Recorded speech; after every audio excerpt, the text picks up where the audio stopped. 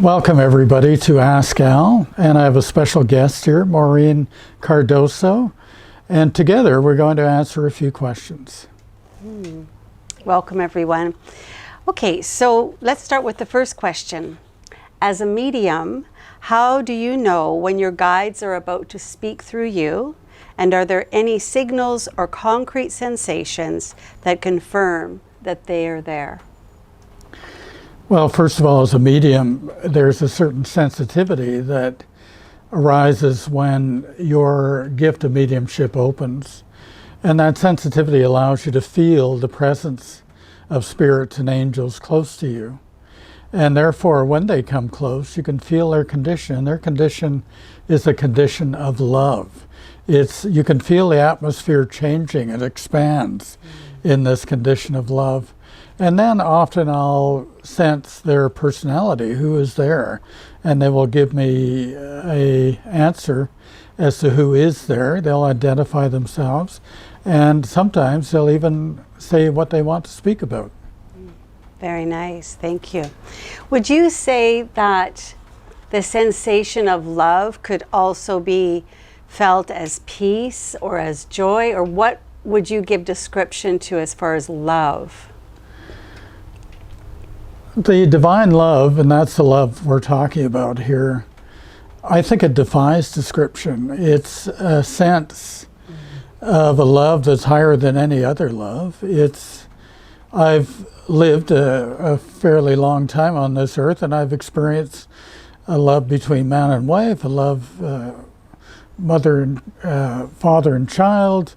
I've experienced the love of my parents. I've experienced a number of different types of love, but this love from a celestial angel is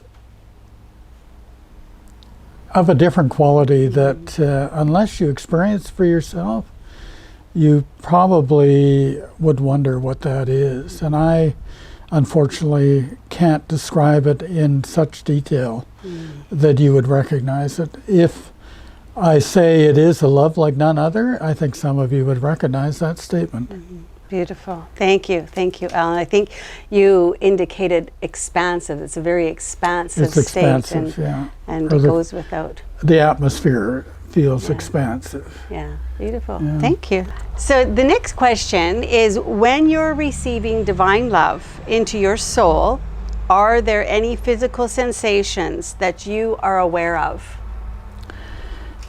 Well, right from the beginning, I felt a burning sensation in my solar plexus.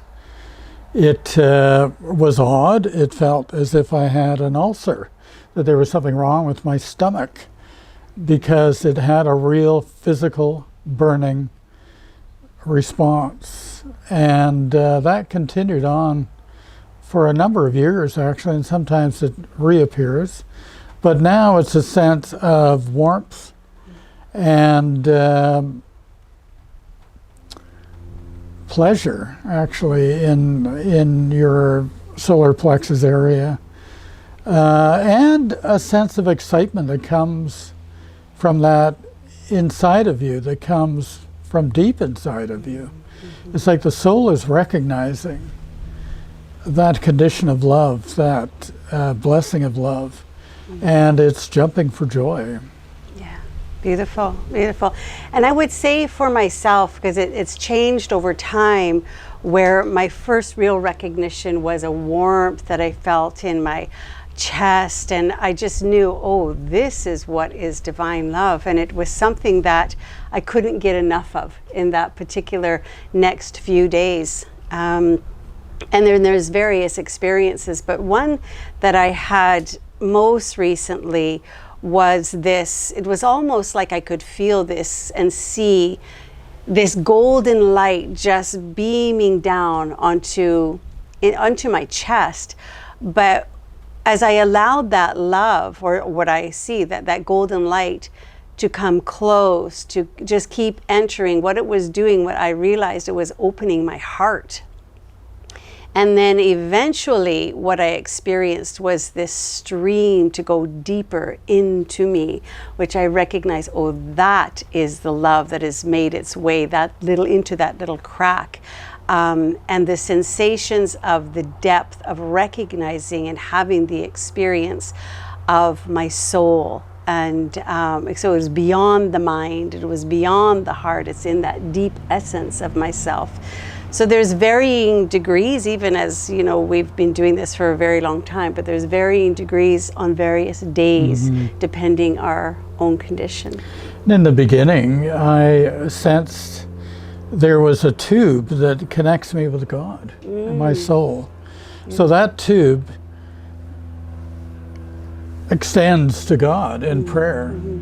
And I'm feeling and I'm sensing energies, well, the divine love, blessing coming through and entering into my soul and warming and activating, stimulating my soul. Beautiful. And it's a unique experience for me. I don't think everybody has that experience. I think often we have our own sense of what is going on, but for me it is a signal that indeed my prayer is being answered, and that answering is can be very active and very busy. And sometimes when it's so deep, it's very emotional. Yeah. It's to know that you are loved in the depths of that way.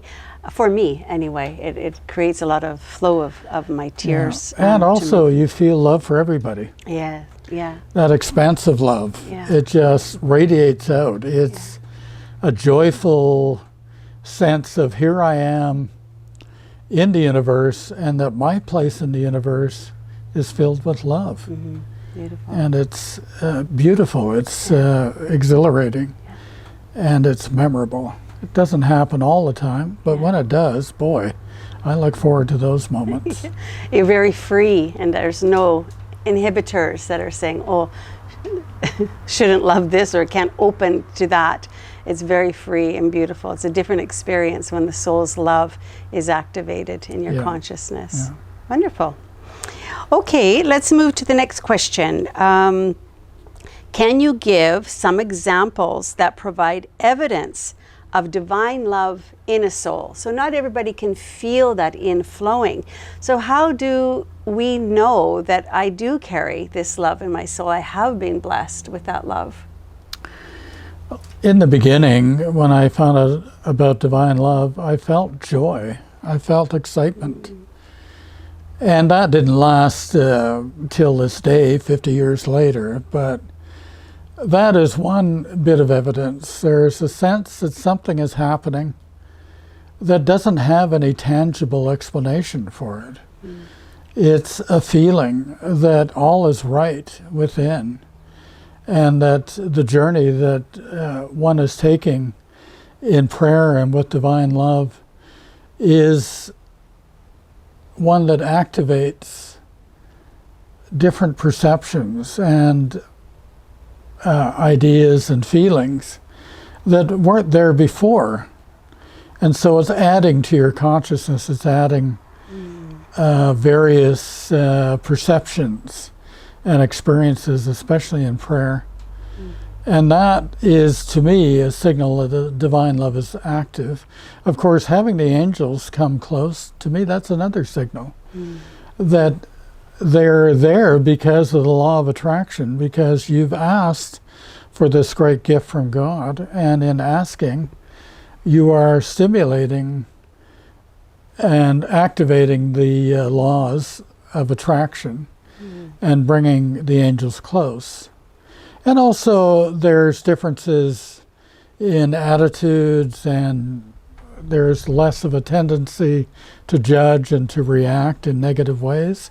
There are many things that are a signal that divine love is active within you. Yeah, I like that. I really connect with the last part that you said about, you know, our demeanor and our attitudes. For me, that's the place where I can really see that this love is active in my life. It is changed. There has been some transformation that's happened. Things that used to be fearful, or where I thought, you know, I really required a lot of courage. that others may seem to be something that's easy for them to do, but an obstacle that I had to overcome. I recognize that the more love that I have in my soul, and I allow that love to show its evidences, is that there is more harmony. I am less judgmental. I am more open. I am more compassionate, but not out of a compassion that says, oh, I should be compassionate. I should be kind to this person. It's your demeanor, your essence, your being is that. So you're changed in that way. So those are my sort of everyday markers. You know, how am I doing? What's running in the background of my mind as I'm tidying my house or going about my daily tasks? You know, anybody can tell that when you're in a good condition, when you're feeling good and you're joyful and you have a sense of all is right in the world, and it's the divine love that brings that. So the next question is, how do I develop a prayer life? What can I do to facilitate a prayerful condition? Well, of course, developing anything, you got to practice. And when I first began on this path, the individual who was mentoring me said, well, just take 15 minutes in a day and pray to God. Just say anything. Ask God for anything. Ask for divine love, particularly.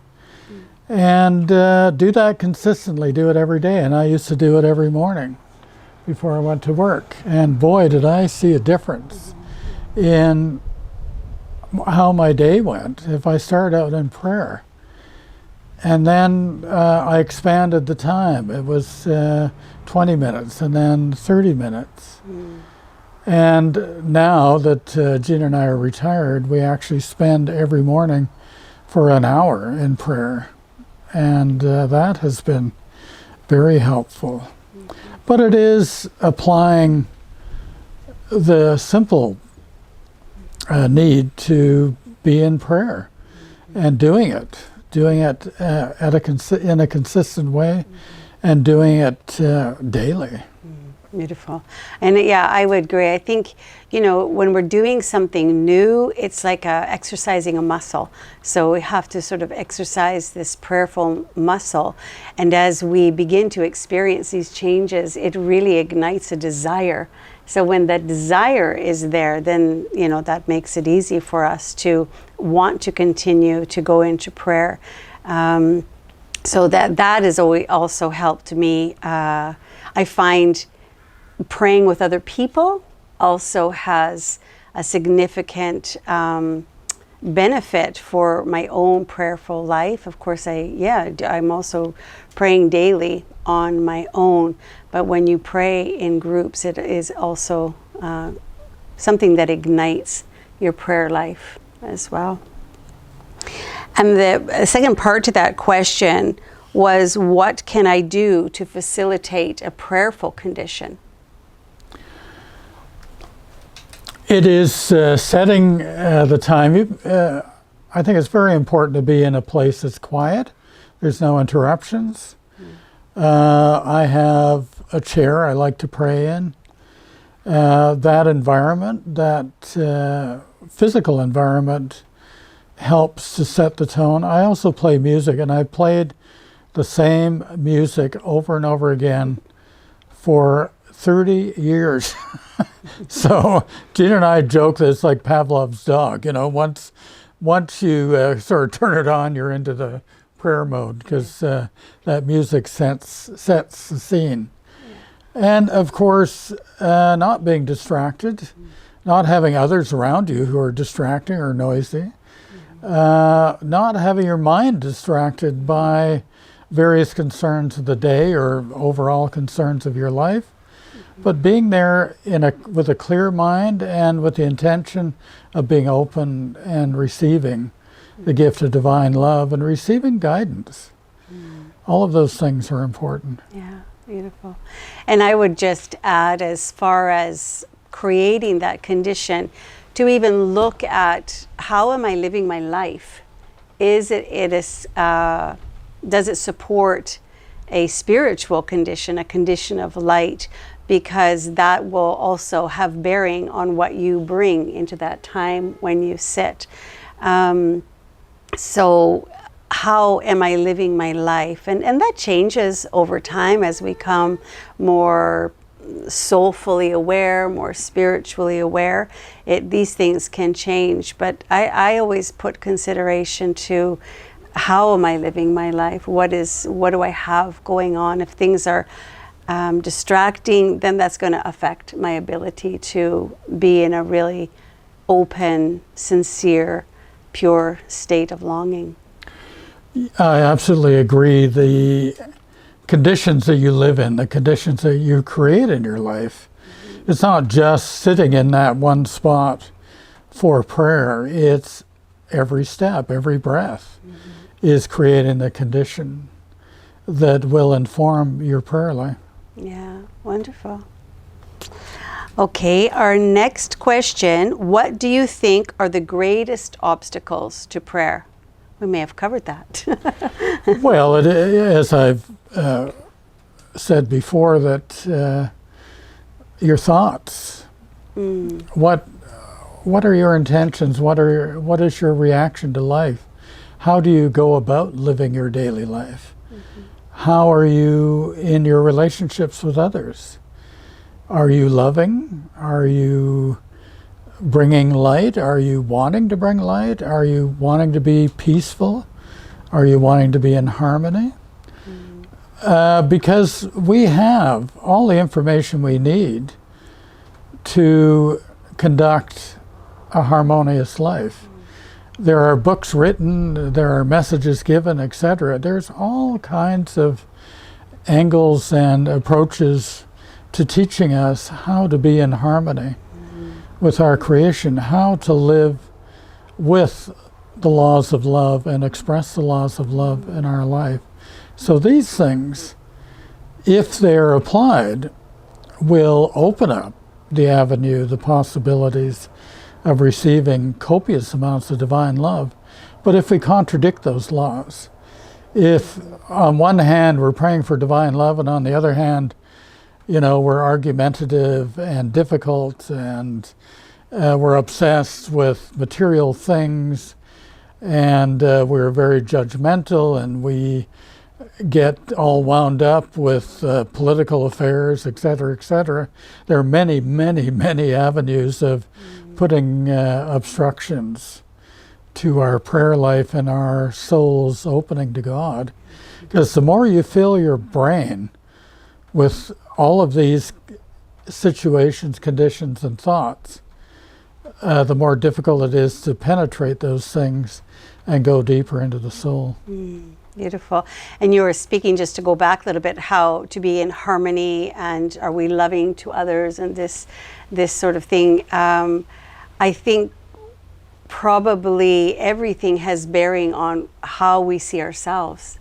How much really true love do we have for ourselves? How compassionate are we with ourselves? Because what I've noticed since traveling the path of divine love, when that love that exists within my soul has the opportunity to shower my material mind or my insecurities and my the things that maybe set me back or that are obstacles, there is nothing but acceptance and love and compassion and understanding. So it's about creating harmony within between our material mind and the mind of the soul, and to invite that love that is in there to inform our decisions.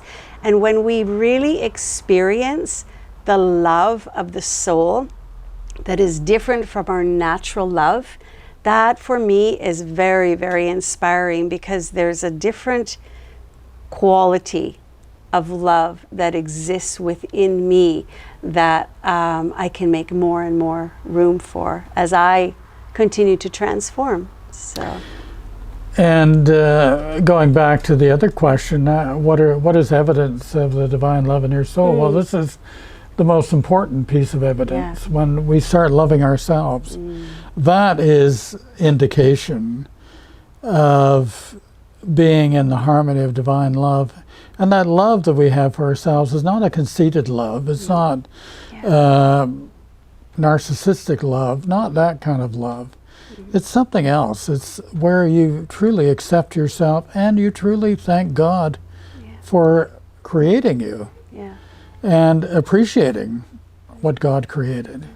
Yeah. You're not better than anyone. No. You know, so you love yourself. Like, you know, the thing where it says love yourself as, love your neighbor as yourself. As yourself. Yeah. I always say, well, we do. How I really love myself, I can only love another. So the more that things are purified inside of me, the freedom that I can love you more freely, right? And I do feel your love. Okay, very good. It's working. It's working, people. Okay, thank you for that.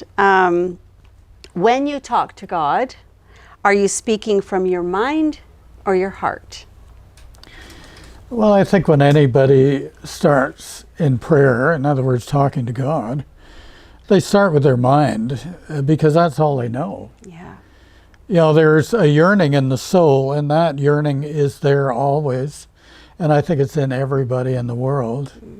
But to be attuned to that yearning, to truly express that yearning to God, it takes some time of mining through the detritus of your own mental condition and that which obstructs your soul. But as you continue to do the work of clearing away the obstacles, then the feelings and aspirations and desires of the soul become more obvious, and they become a part of your prayer, and they become a natural part of your prayer. And I would suggest that when that is the case, that the eloquence and the depth and the sincerity of your soul in prayer becomes evident to you. And you're surprised. Often people are surprised, oh really, that came from me? That's truly your soul speaking, and it's beautiful. Yeah. That's, you touched based on what I was feeling. It's like the voice of the soul becomes more evident, and you yourself are attuned to that place. You know when you've touched that sound or that place within your soul, the currency that moves, of the currency of love that moves through the language and the feeling. And others can feel the resonation of what is flowing out of you when you are speaking from that place, as opposed to just speaking from your mind. But when it comes to God, I think, we do both. You know, various things can happen. You say, oh, thank you, God, because you have a conscious recognition of that in your material mind's experience of that transformation. And so it's both. But in prayer, definitely, if we can get down into the depths of the soul, then there is the soul really flowing its longings out to God doesn't need any words. It's like a feeling. It's an experience of Communing. There you go. Thank you. That's true communing with God. Yeah. So how do you know that God is listening? And can you give an example of an answer to prayer? Well, I think in the beginning, one merely has to exercise faith that God is listening. Because what are you speaking to? It's kind of, we're speaking to the void. You know, we're speaking to the unknown. We're speaking to a being that we don't know very well. And that speaking, as we have said, often starts with our mental imaginations and desires, etc. But with faith, as we continue and trust in the process of communing with God and finding evidence that communing is actually taking place, there are answers that come. I never make a serious decision in my life without prayer. And when there's a big question to be asked or a big decision to be made, I always take it to prayer. And sometimes that prayer is in the way of taking it at bedtime, saying, okay, when I wake up in the morning, I want to know an answer to this. And I'll tell you, every time it's 100% that answer comes, that there's clarity. And if it's just neutrality, then it means do not act. Just wait. But there is something that always comes, and I believe, I know, that answer didn't come from me, it came from God.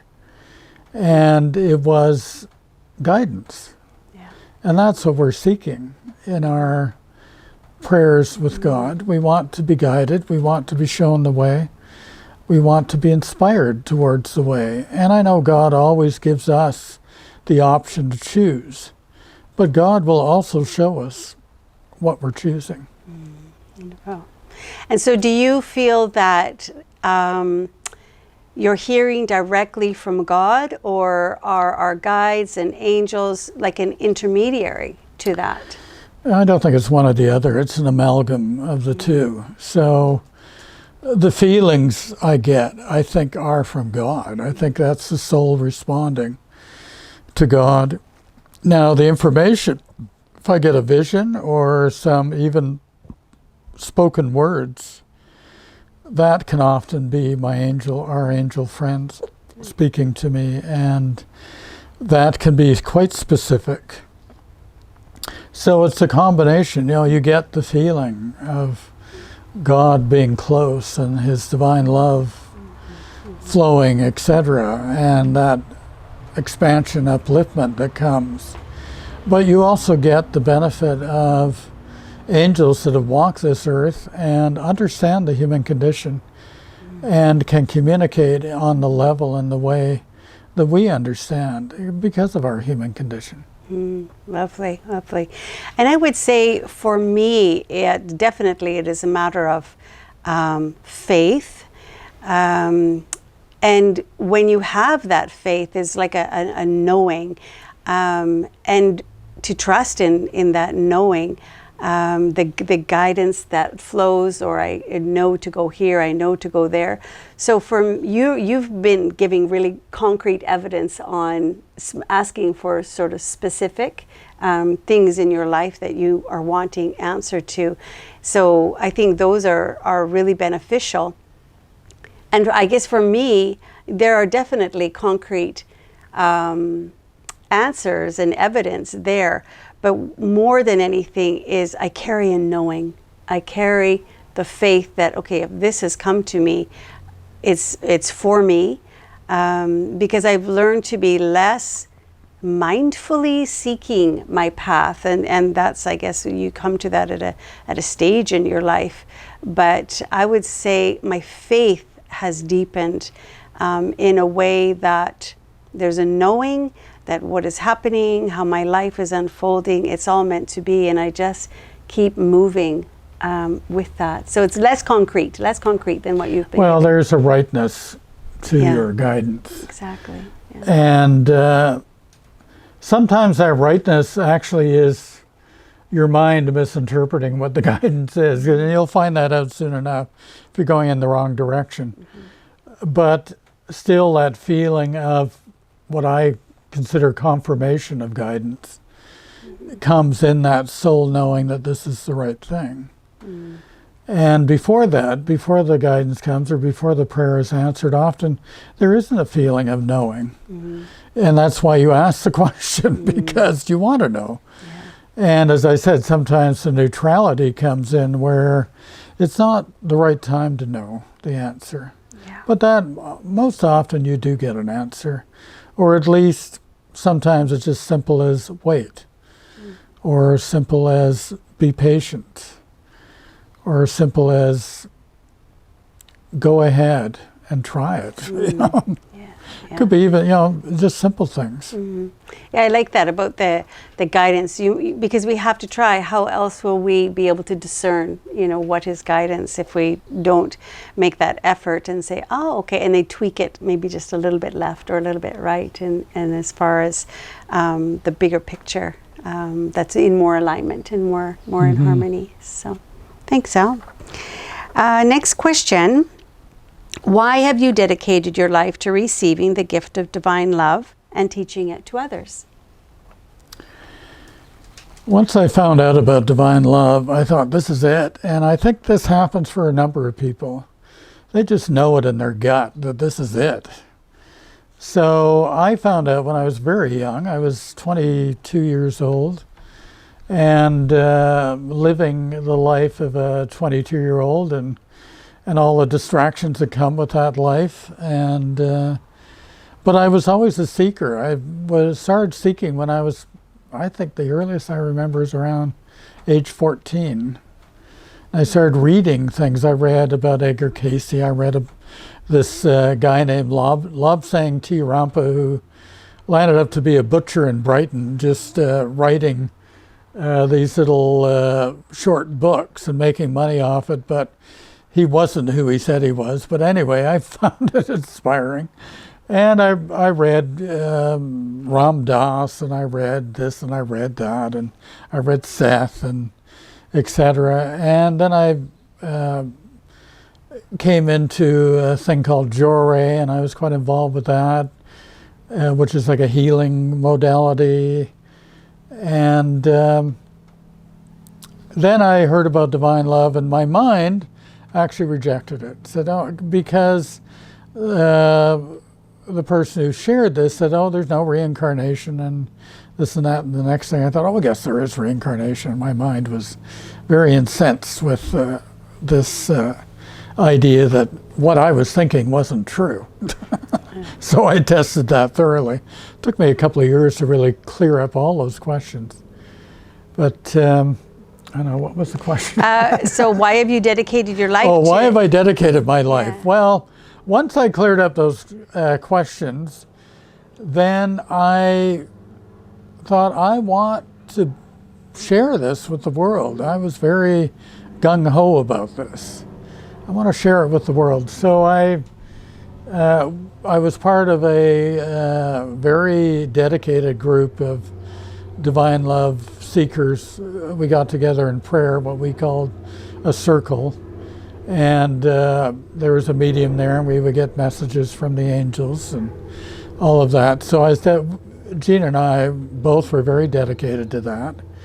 But we also wanted to do outreach, so we did healing services for people, and I did healing for each person that came, which was quite a challenging thing because I had 8 or 9 individuals, and to do that within a couple of hours can be, challenging.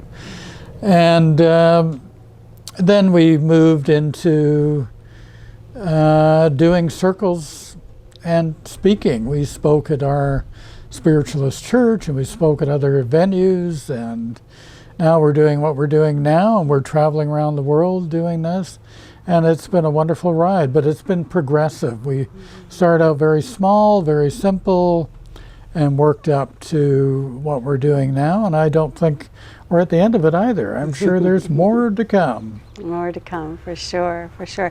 And I would say for myself, there's something that's within my soul that is compelling me to just keep going and to follow this. And as I move along, just other things open that I'm ready for. Maybe 2 years ago or even a year ago, would I have been doing this? I don't think so, right? But too, I had a journey that started with healing, and it's filled with Reiki and reflexology, yoga, these kind of things. I like those spiritual teachings. I like to experience what it does in my body when I'm, moving through yoga. But what has been interesting as I've grown in my path is that divine love has been able to mesh into all of that. So, everybody has their own unique journey, let's say doing yoga, but when I am in that space of my own practice of yoga, I feel the love flowing, because for me, that is something that helps to calm the mind, open the body, and to allow that soulful experience and exchange with God. So I guess to say my experience of divine love is not just, sitting in prayer. It can be at any time.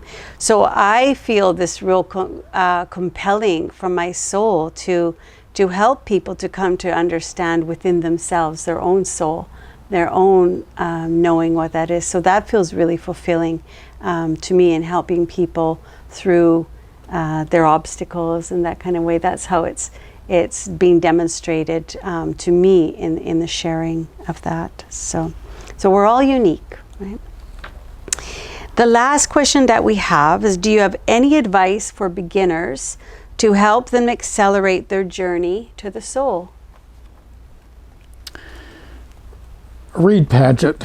That's one basic thing, because all the truths are in there. Not all the truths. I don't know whether we'll ever know all the truths, but there's so much truth in that book. Basic truth that is laid out quite succinctly, quite clearly, and what this prayer for divine love is all about, and how the laws work to our benefit, how we begin to see the world differently, see ourselves in the world differently, because we begin to understand the laws and we begin to practice the laws and practice prayer, and do so with dedication, consistency. And in that way, then the door opens. The possibilities become evident as we overcome the barriers that we have to this. And those barriers are part of the human condition, part of our personal human condition. So we have to have patience with ourselves and be optimistic and enthusiastic about where this can bring us in our lives. If we can do that and not be dissuaded by others, not be dissuaded about the challenges in life, not be dissuaded because overnight our life didn't change and everything was hunky-dory, because I'm receiving divine love. If we can be patient and grounded with the process and the journey, and have love and compassion for ourselves on the way, because if anything, this journey helps us to see our true selves, helps us to see those parts of us that are truly a part of us, and yet we either want to reject it or we don't believe it. And yet the honesty of this journey of self-discovery will bring us to many places, many chambers within us that need to be explored and need to be healed and need to be loved. Wonderful. Thank you. And I would say, be willing to be changed, willing to take ownership for your life. And that can also be something that is challenging. We like to put put our responsibility of our own life into others' hands in ways that we can be doing that, but just have a real sense of willingness to experience yourself in this greater way, a real soulful way. Yeah. Well, thank you, Maureen. That was a pleasure. Yeah, thanks, Al. I think we're a good team. So let's do it again. Let's do it again. Yeah, good job. Thank you. Thanks so much. God bless you, my dear. You too, dear. Thanks.